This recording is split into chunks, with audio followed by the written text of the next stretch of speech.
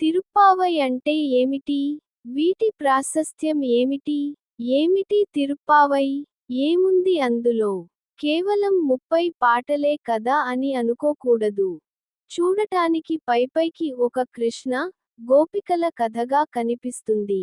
ఒక దూది పువ్వుని విప్పుతూ పోతే ఎలా విస్తరించగలదో తిరుప్పావై ఒక్కో పాటలో విప్పి చూస్తే అందులో గంభీరమైన రహస్యాలు కనిపిస్తాయి.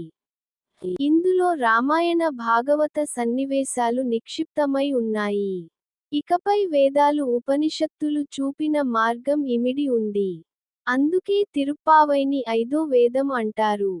తిరుప్పావై ఏమిటో తెలిసింది. మరి అందరూ చేయవచ్చా?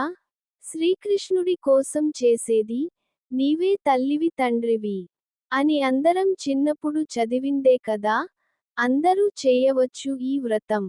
మరి ఎప్పుడు ఆచరించాలి? ఒక రైతు పంట పండించేందుకు నారు పోయటానికి ఒక సమయం అంటూ చూసుకుంటాడు కదా.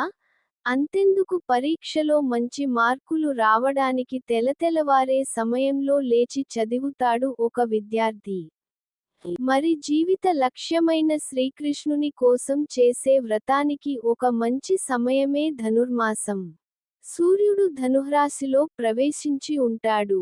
ఆంగ్ల మానం ప్రకారం డిసెంబరు 17 నుండి మొదలై సంక్రాంతి వరకు. ఈ మాసం మనకు జ్ఞానం ఇచ్చే మాసం. వ్రతం చేసే సమయం తెలిసింది. వ్రతం చేయటం కష్టం కాదా? కాదు. ఇది అతి సులభమైనది. తెల్లవారే సమయంలో స్నానం చేయటం, ఆ రోజు పాసురం చదివి, ఆపై శ్రీకృష్ణుడికి పొంగలి ఆరగింపు చేయటం.